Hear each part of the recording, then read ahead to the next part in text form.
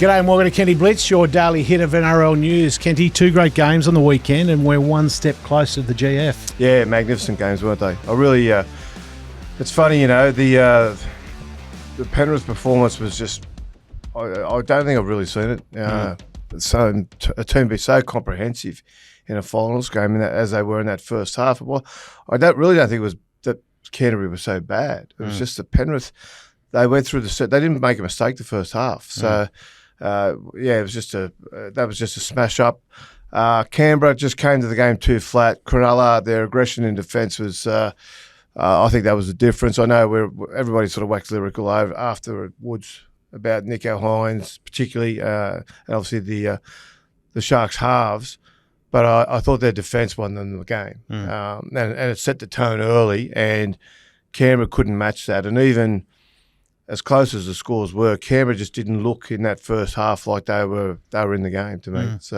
We're going to go into those games in a bit more depth. Obviously, this Friday night now is the Storm versus the Sharks, and then on Sunday the Broncos versus the Panthers. So the Storm have the advantage of the draw now. Yeah, it's a funny one, isn't it? I'm a bit annoyed by it, to be fair. Was like I spoke last week about the draw. The NRL approached the 4 clubs that played last weekend about the prospective the draw heading into the preliminary final ahead of the grand final. But once you get through it, so Cronulla are basically being disadvantaged by the draw, I think, and the Storm have got a massive advantage. They've got Cronulla on. Obviously, they played last week. Storm had it off, but Storm played Friday night. If they make the grand final, they go into the grand final with a 9-day turnaround. Whereas the winner of the Sunday grand final, Sunday preliminary final, goes into the grand final with a 7-day turnaround. That's an extra 2 days. What annoys me about this is the NRL made that decision to avoid a Saturday game, to avoid the AFL Grand Final.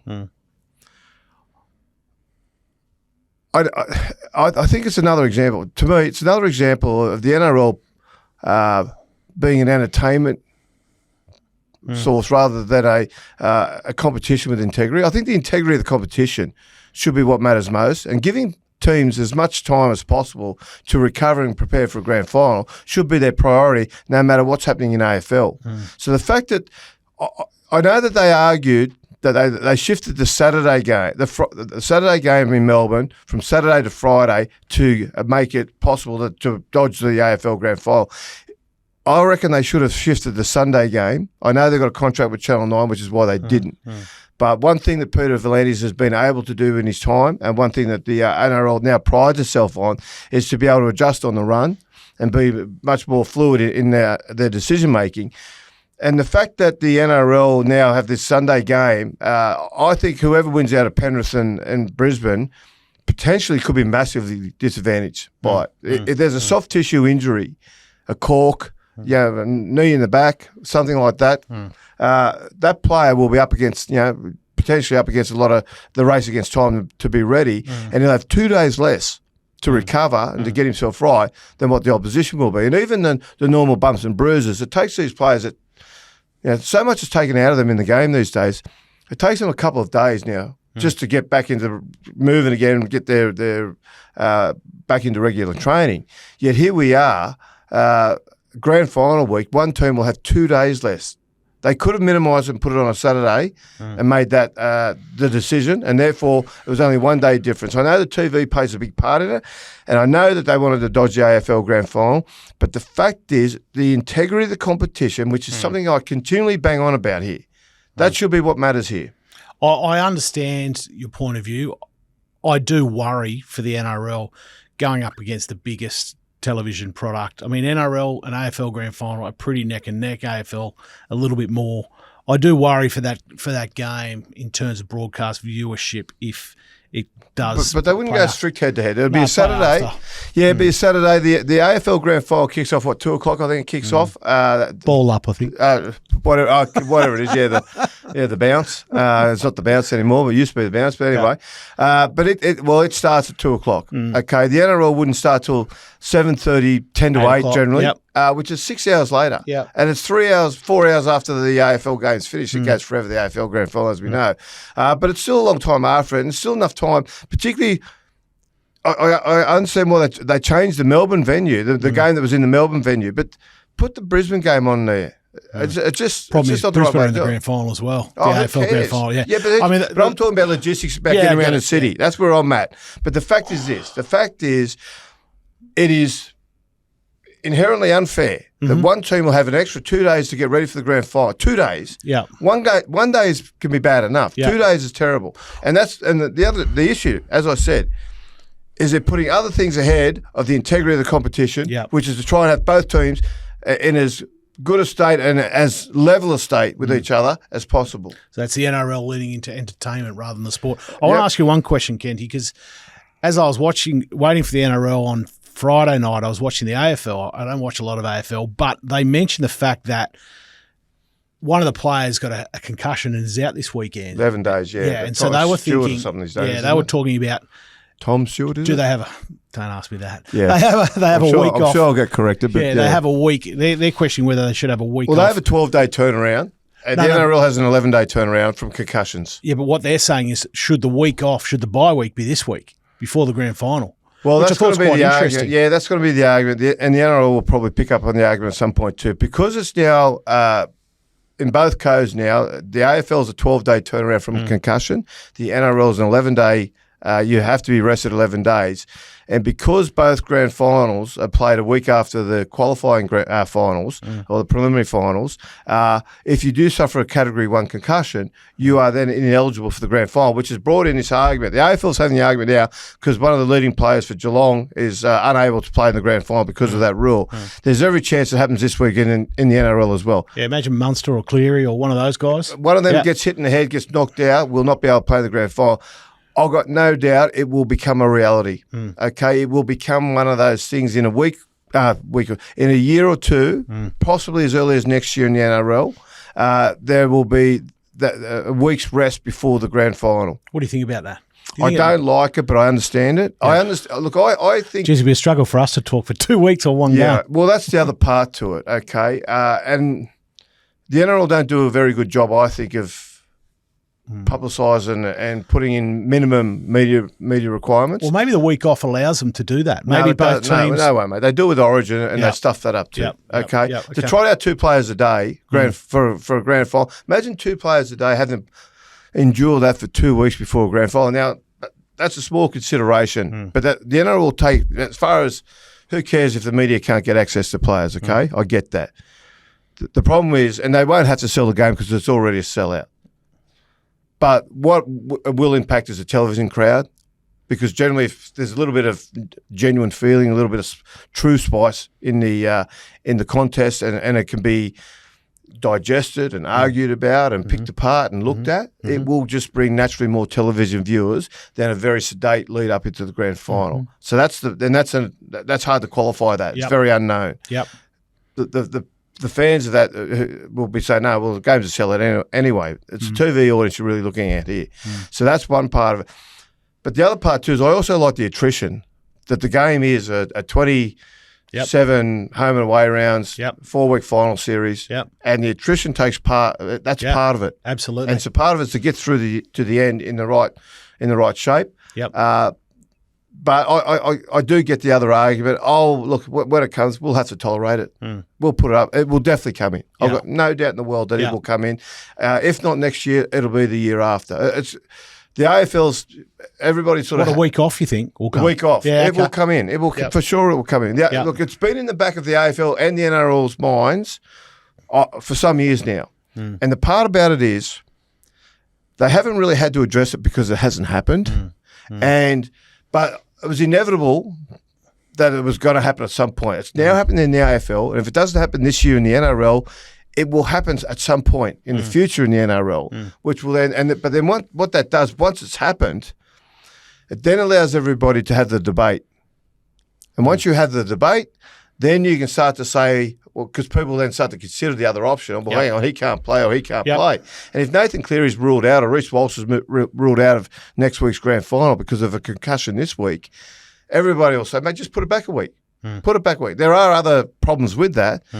But the overwhelming public sentiment will be to put it back a week. That's what they'll do. I think they'll even jump on the AFL narrative right now and say, look, we don't want this happening in our game.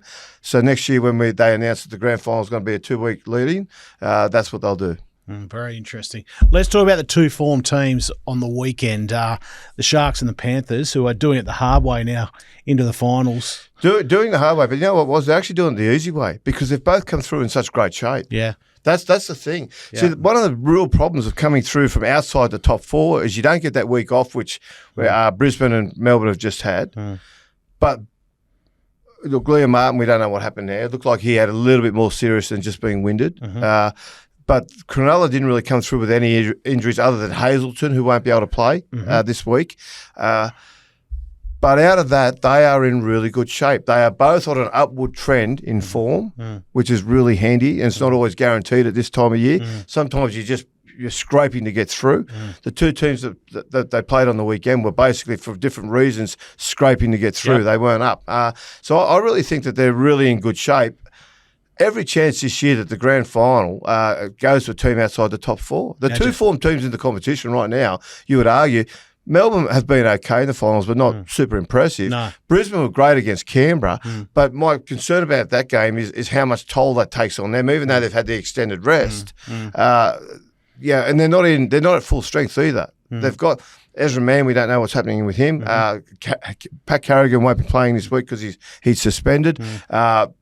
Reynolds back. Well, Reynolds back. Selwyn Cobbo, he played on the weekend, but do you bring Reynolds back with a hamstring? Do you bring Ezra Mann back with a hamstring? Do you bring Selwyn Cobbo back this week with a hamstring? Running three backs, first game's back, all with troublesome hamstrings. That's some risk. Yeah. Billy Walters is out injured now. He won't be playing. Yep. So they are down on troops. So Cronulla have got obviously Hazelton out this week, and then Cam McGuinness is out as well. Okay. But other than that, they're in pretty good shape and they're playing well. So they're the two teams that you're really looking at form-wise. You're going, well, mate, these are the ones we're going to have a look at, aren't we? Many of the experts are now saying Penrith are the one true favourites. You agree with that? I agree with that. Yeah, okay. Yeah, look, they're coming into this week's game having won the previous four grand finals. They've got the best player in the world who's in the form of his career in recent weeks. They don't have any major injuries. Like they're starting 13 that you picked at the start of the season is what will run out against Brisbane on Sunday.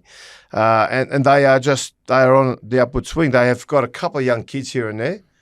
Blaze Talangi, McLean, Casey McLean, but they're stepping up. They're doing the job. So Ivan Cleary said that's the best half of football all year. They completed their first 29 sets. They had 29 sets before the mistake, which took them well into the second half. But the other part was that they were up 3 tries, and Canterbury only had a couple of tackles in their own, the Penrith red zone. They just were not making any ground. Their defence was so dominant. Their ability to stop all the momentum from the Canterbury forwards was really, really strong. Like they really took it to them, and Canterbury weren't able to do much at all on the weekend. No, their forwards were just completely flattened. What was noticeable yesterday was the fact that Penrith were taking ground away from Canterbury when they defensively, rushing up, restricting Galvin's time, but also through the forwards. Each time, the first, second tackle when they were trying to get out of their own end, they were pushing them back. Yeah, that's a Penrith tactic that they've employed for some years now. Ironically, began under Cameron Ciraldo when he was the defensive coach there. Something Canterbury try as well. But the one thing I think that really got exposed about Canterbury was their lack of size in the forwards. I think Penrith exploited that. And look, Leo Thompson comes next year. He'll bring a little bit of grunt through the middle for them, which is going to be really necessary for them. I think that for all the shit fight that's happened over Galvin and Sexton and all the rest of it, where the opposition teams have really focused on beating Canterbury is just beating them up through the middle. Just kicking the front door in and going through there. I heard a story, Leo Thompson's on $900,000. A lot of blokes are there on $900,000 or more, isn't there? So, they've... not a lot left. Well, they've found a way to make it work. They've found a way to make it fit in. Okay. Let's keep going. Mate, Nathan Cleary, obviously, let's just talk about him a little bit because, mate, that was a masterclass. He's just at the top of his game. Yeah. Yeah, top of his game. But what is he, 29 now? He's just everything he does. He's just magnificent. He's got the kicking game. What I find really impressive about him is when you're playing in the halves and you're running the team like that, it's easy to get in a mindset. This is what we need to do. Yeah. But Nathan's got this ability to understand his own game as well as the team game, but to adjust on the run. So sometimes Kevy Woz was speaking after the game the other night, and he said that in the grand final in 2023, he ran 22 times, which was a lot for a halfback.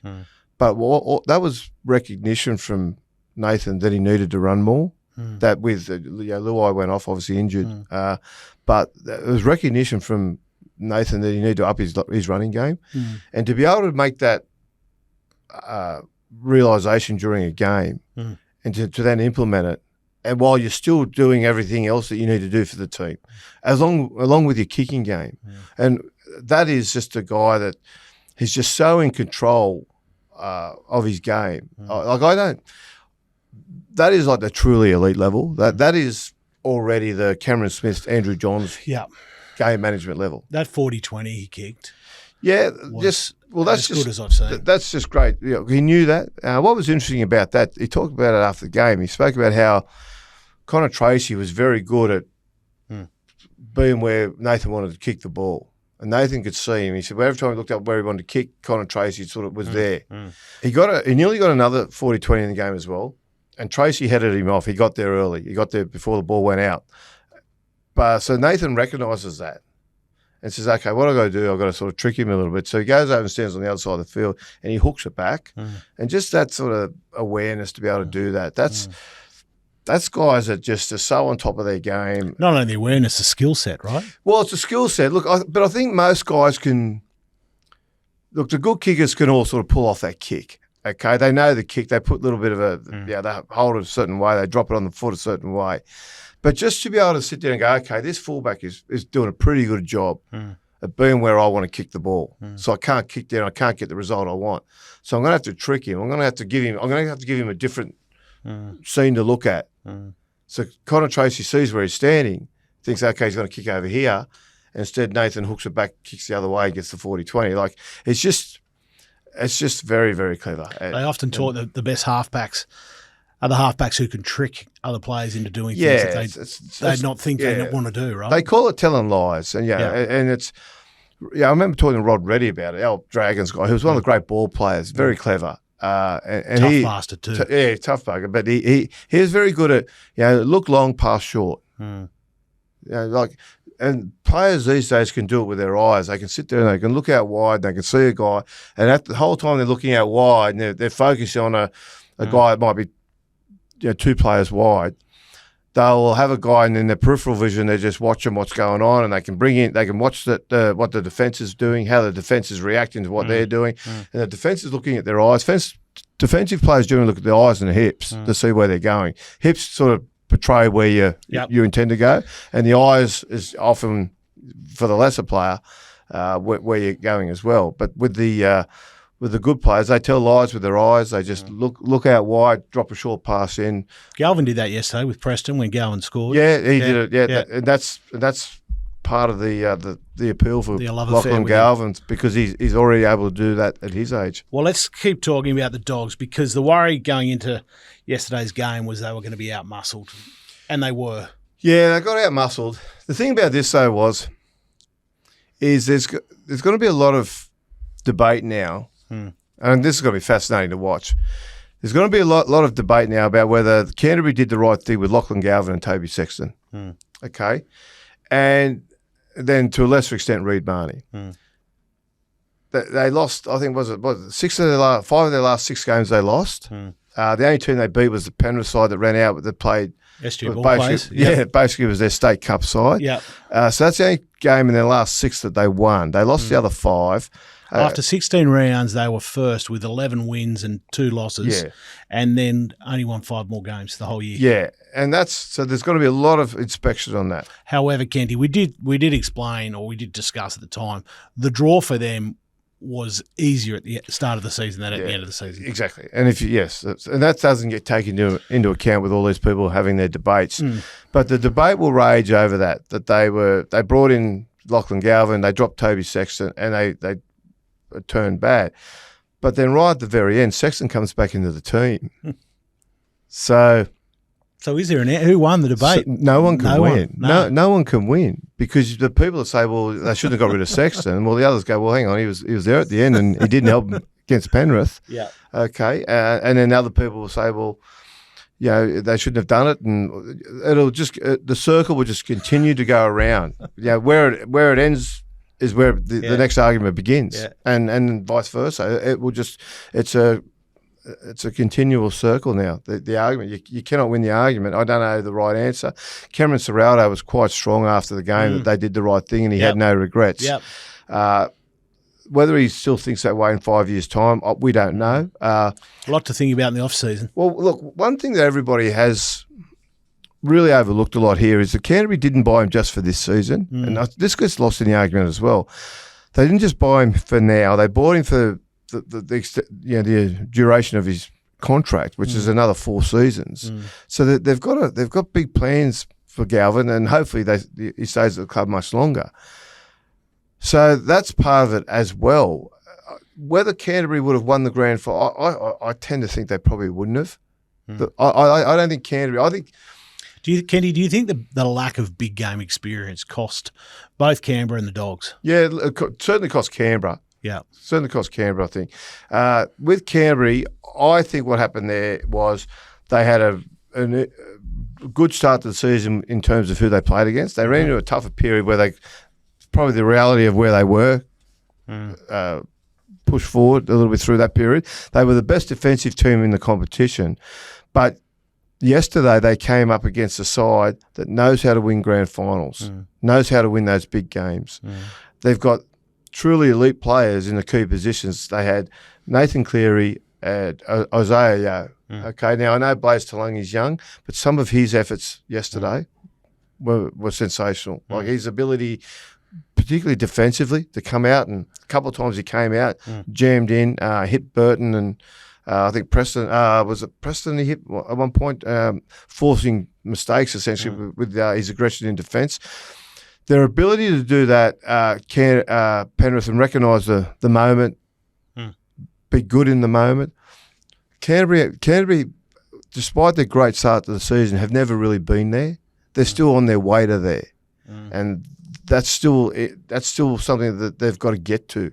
You can take into account that they were first after 16 rounds, but I don't think they were the standout team by any means after 16 rounds. I still thought it. After 16 rounds, I thought Melbourne would still win the minor premiership, and I was wondering what Canberra would do. So, if anything, you look at their team and you think, or maybe the Dogs overachieved, to get where they get to. Yeah. I reckon they found their spot. To be honest, okay. They were the best defensive team in the NRL. So that has been a hallmark of Cameron Ciraldo's input since he's been at the club. How good they are defensively.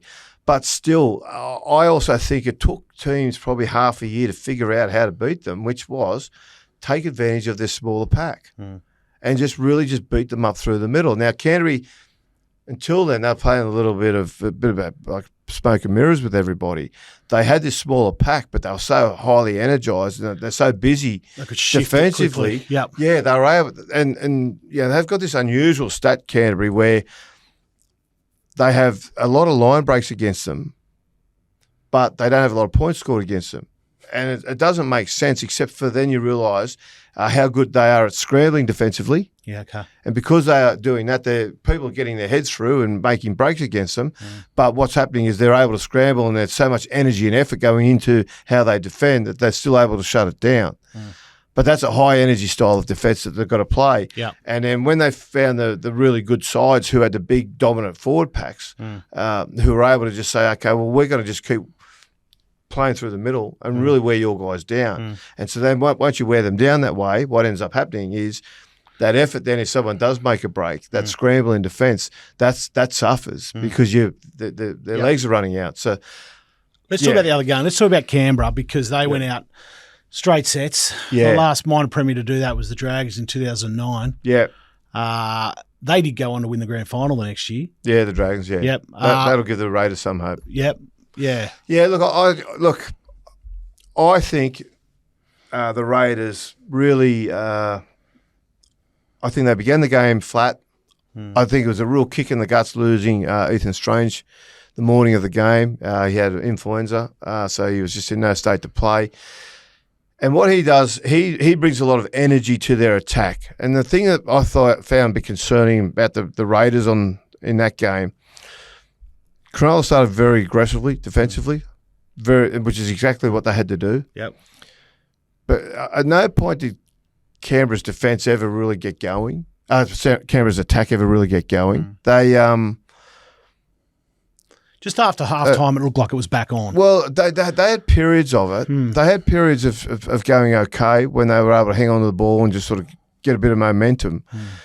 But there was periods there also where Cronulla defended really well on their line, and Canberra weren't really able to get through. Now, one, I think that's because Strange is missing. Okay, he's not there because he just brought that little bit of X factor. Yep. And he brought it in that part of the field, just 3 in where you can get a little bit of a chink in defensive sort of lines. You're forcing people to decisions, and that wasn't happening. Sasangi, Raiders were sort of that hopelessly exposed that they had to put Simi Sasangi on at 5'8". Now he's not a 5'8", he's an edge back rower, but they tried to get Ethan Sanders into the squad.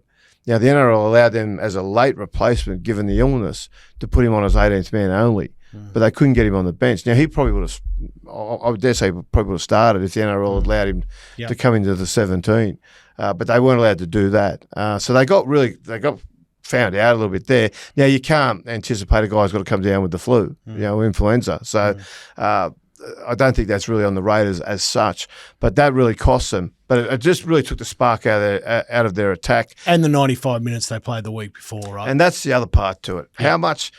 And I don't know whether physically was the problem there, but certainly emotionally, and I don't think it's something that the Raiders will admit to. But I think at some point they'll come upon the realisation that, yes, that emotionally they just weren't at the same level this weekend just gone as they were the week before against Broncos, even the way they started the game. And I think it had an effect on them. The interesting thing about that, Warren, is I wonder what sort of effect that might have on the Broncos coming into this week's game. One of the things that, you go back in time, we looked at 1995. So, for people who don't remember, weren't around, during the 90s, the Raiders and the Broncos were the two dominant teams. They won the comp between the pair of them, they won the comp in 1990, 92, 93, 94. So it's split 2 each there, okay? And 95, everyone was waiting for that game in the 90s where the Raiders and the Broncos would meet each other in the grand final. 95, it looked like it was going to be the season. But then they played this game up in Brisbane, at the first qualifying quarterfinal. And a couple of players from both sides have described that as the hardest club game they ever played. It was just two teams at the top of their game with it all at stake and who just went after each other. The Raiders won the game by a try. It's like 14-8, I think the score was. But they were so flat that the next week they went out and they got beat by, they played Canterbury the next week, and Canterbury beat them because they just couldn't get up again because they left it all up on the previous game. And then the next week Canterbury played Brisbane. And the Broncos said that they were still suffering the effects from the Raiders game. And Canterbury beat Brisbane, and then Canterbury won the grand final a week later against Manly. So certainly had an impact on the Raiders this time. I wonder what impact it's going to have on the Broncos, whether there's going to be a lasting effect. Now, certainly we do know, recovery's a lot better these days. Yeah. That they'll be, in much better shape than they would have been 30 years ago. 30 years ago, can you believe that? Yeah. But so it's but it's going to be, the job's going to be on the Broncos to start well against Penrith, because if they start slowly, I don't know if Penrith will let them back in the game. Yes, yeah. Let's talk about the Sharks, because they were obviously far too good for the Raiders by the end of the game. Yeah. I think they've won the respect of the competition. Not that they didn't have it, but they do now, right? They've won 9 of their last 10. Look, Nico Hines came out and there's been a bit of a theme in the Cronulla camp about a lack of respect. Look, the lack of respect, I think, for Cronulla was deserved, okay? Because we've spoken numerous times this year about it. And I've said to you a couple of times, what's Cronulla's identity? What do they look like? What's their team look like? Yep. Because they couldn't figure it out. They hadn't figured it out. But what's happened in the past month, bit longer, I think they've won, 5 of their past 6, is it? Or yeah, I think so. 9 of their past 10 or something like that. They're on a bit of a tear at the moment. But what they have done, I think there's been a couple of changes. One, their whole focus of their energy has gone from their attack to their defence. And second to that, their spine, which we were, and a lot of people have spoken about how Braden Trindle and Nico Hines, one's on, the other's generally off, vice versa. And the trick for Craig Fitzgibbon as coach was to try and get them both on. I think what's got them both on is Blake Brayley out of dummy half. He's taken on this other role. He's running a lot more. He's since being named captain of the side, he's grown into that role, and he's turned into this player who is just so dangerous out of dummy half. The markers have got to be really careful about him. The A defenders have got to be really careful. And what it's done is Trindle's sort of taken on the team management role a little bit more. Yeah. And Nico's just running the ball. And now when Nico was his flying at Melbourne, he was mostly playing fullback. When he had that great season at Cronulla where he won the Dally M, that was just after he left Melbourne, where he still had that sort of fullback running swagger. But that frame of mind, run the ball first, and then as he tried to get more into the ball playing and the team management and all that sort of business, that's where his game began to suffer. He's gone back to the old way. He's just running the ball, and so his game's come back. Suddenly, though, Cronulla have found their identity. They're gritty, tough, aggressive in defence. Fanua Blake's been wonderful for them. And those 3 playmakers that you mentioned, not so long ago, and it coincides with this latest run, was when McInnes injured his ACL, I think, was it? And he's out for the season, right? Yeah. And everybody thought, well, it's all over. Maybe those 3 players have recognised that they need to step up, because since that time they've all been as good as they've ever been. Yeah. Look, that could well be right. Sometimes too, McInnes is such an influential figure. He was the captain of the team at the time. Heart and soul, blah, blah, blah. Yeah. But also, one of the hard parts of coaching is you just got to get the mix right. And sometimes if you've got too many guys in there, McInnes is a very experienced player. He understands games. He plays that lock role really well. Maybe it was just too many guys in there, and like calling the ball, running the plays, and so they're getting in each other's way a little bit. And now that they're one down, so to speak, it's just simpler. It's just cleared things up. But which has been the knock on Brisbane for a little while, and they've lost their players, and now they seem to be playing that was the knock on the Broncos. You look at the Broncos when they had all, Mam, Reynolds, Hunt, Reece Walsh at fullback, Billy Walters. Reynolds. They had all those players there. A couple of injuries, so we've got no longer got options. We just got to play who we got, put them in the spot, and off they went. They were great at it. So, anyway, very we look forward to interesting. that. Kenny, I just want to touch on one thing, because I reckon this could be the story for the rest of the week. There's a bit of a smell about this, and there's something going on at Manly, because this whole Tom Tavoyevich stuff about him being offered a contract, which he thought was what he was going to get, agreeing to that, then subsequently getting another contract, which is $300,000 less.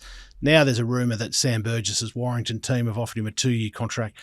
there's something going on at Manly, and I think it could be the big story of the week because something smells. Yeah, I don't know what's happened there. Like I know certainly from Manly's point of view, they thought the deal was done. They thought there's no chance that Tom was going anywhere, and there was the understanding that essentially Tom just wanted a little bit of love.